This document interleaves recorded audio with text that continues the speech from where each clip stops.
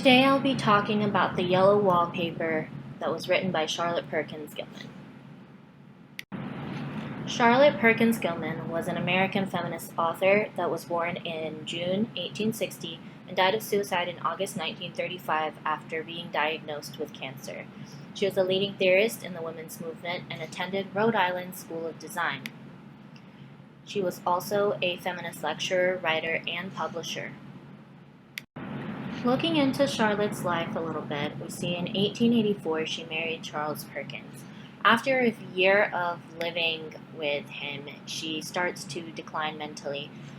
She becomes completely depressed or suffers from melancholia, as it was called during the 19th century, ends up having a nervous breakdown. A trip in 1885 to California seemed to be helpful. However, 3 years later, she took her daughter away and to move to California, leaving her husband behind, which she later divorces in 1894.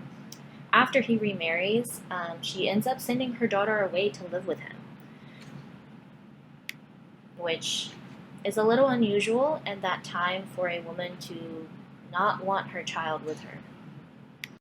Looking into some of the common ideology of 19th century women, we see that women were considered weaker and they were morally superior to men, and that men usually were able to do a lot more sexually than women were, and women were considered to be treasures that should stay home and not participate in the things that men do, which made them seem more domestic.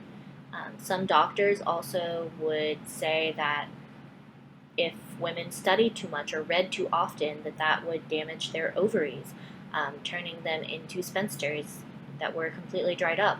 Hysteria was also a common thing that doctors would prescribe women who were too passionate. Women were also assumed to desire marriage because it allowed them to become mothers instead of pursue sexual or emotional attachments, which were not seen as beneficial to women.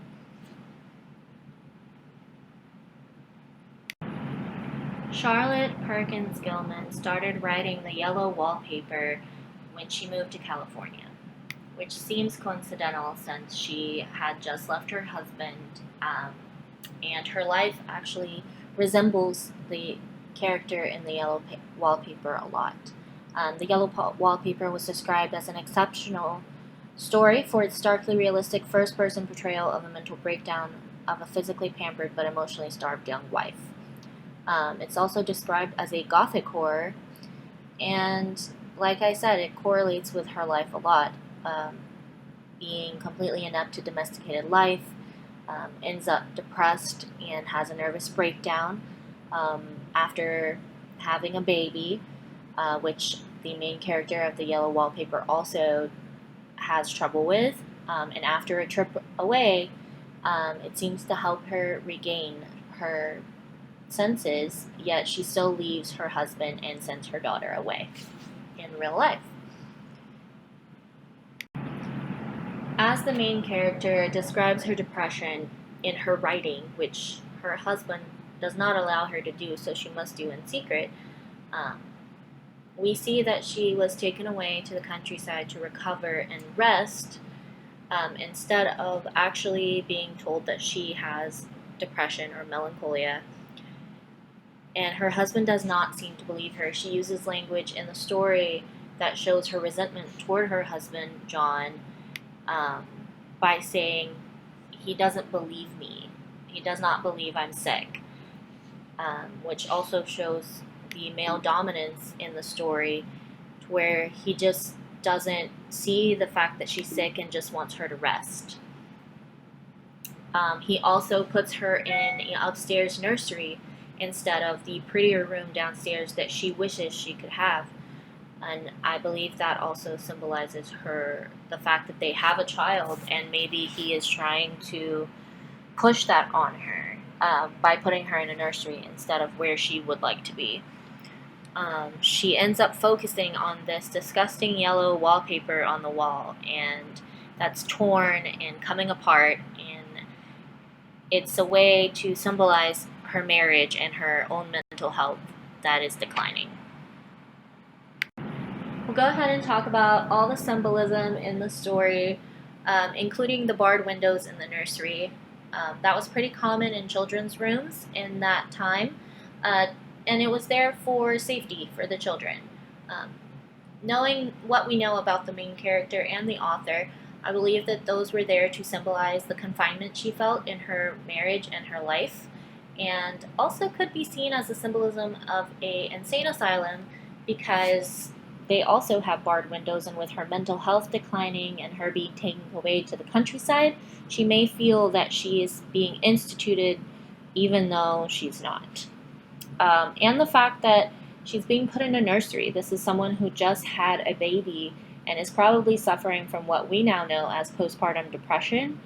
Um, Instead of her husband putting her in a room downstairs, he opts for a nursery to probably remind her of having a child and maybe longing for that child, except it has the opposite effect and only makes her more depressed. Um, and we see the yellow wallpaper, which the story is named after, that is coming apart and dirty and tainted. And it symbolizes her marriage and her own mental health decline.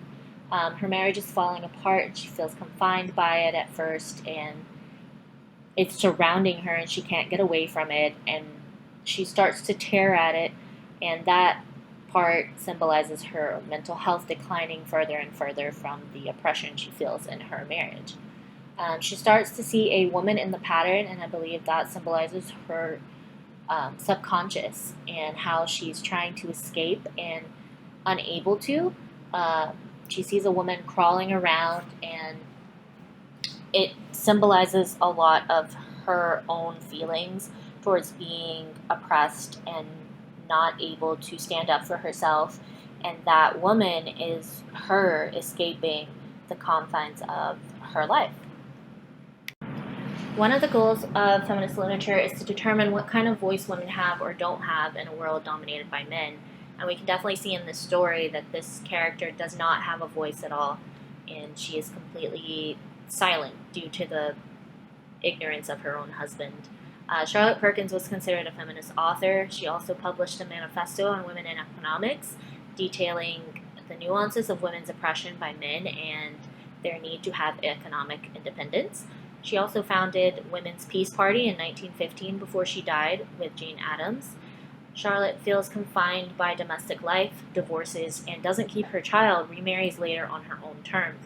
She isn't confined by society's views of her and is reflected in her work, which is a sign of a true feminist. In conclusion, I believe that the author uses this yellow wallpaper as a fictional autobiography to tell her side of things after her own mental decline. It aligns heavily with her experience and how she feels about male domination and the main character's need to stand up for herself and being suffocated, which leads to her mental decline. From a feminist perspective, her use of the male domination and the women escaping the wallpaper symbolizes her life in a way of rebelling against the oppressor. The story tells you why women shouldn't be forced into marriage or have a pregnancy they don't want, and the effects of that can be incredibly detrimental to one's mental health and what rebellion looks like in a mentally ill person. All in all, I think this was a great story, and it does depict a lot of feminist aspects in a time where being a feminist was not common, and it still reflects a lot of what we still need to work on as a society today.